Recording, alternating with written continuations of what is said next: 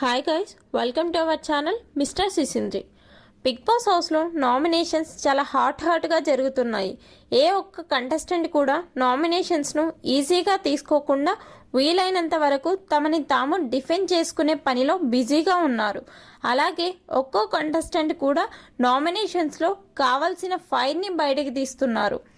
తొలి వారమే ఈ రేంజ్లో నామినేషన్స్ జరుగుతున్నాయి అంటే ఈ సీజన్లో రాబోయే వారాల నామినేషన్స్ ఇంకెలా జరుగుతాయో.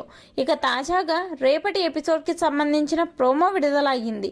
ఆ ప్రోమోని ఒక్కసారి గమనిస్తే హౌస్లో వచ్చే ఎపిసోడ్లో కూడా నామినేషన్స్ జరగబోతున్నాయి.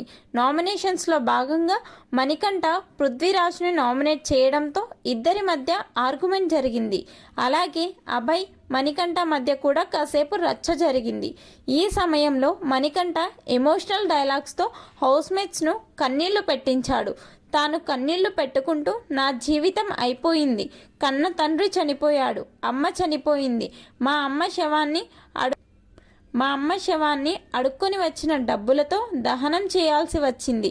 నా కూతురు నాకు దూరం అవుతున్న టైంలో చచ్చిపోవాలి అనిపించింది. ఆ టైంలో నాకు ఈ బిగ్ బాస్ ఆఫర్ వచ్చింది. ఈరోజు నాకు ఇది చాలా అవసరం.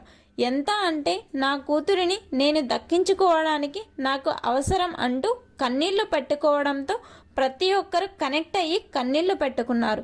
ఆ తర్వాత చీఫ్గా యష్మి ఎంత ఎమోషనల్ డ్రామా వద్దు అంటూ గట్టిగా చెప్తుంది. మొత్తంగా బిగ్ బాస్ సీజన్ 8 హౌస్లో మొదటి వారమే అన్ని రకాల ఎమోషనల్స్ బయటపడుతున్నాయి. ఈ ప్రోమోపై మీ అభిప్రాయాన్ని కమెంట్స్ రూపంలో తెలపండి. అలాగే మన ఛానల్ను సబ్స్క్రైబ్ చేసుకోండి.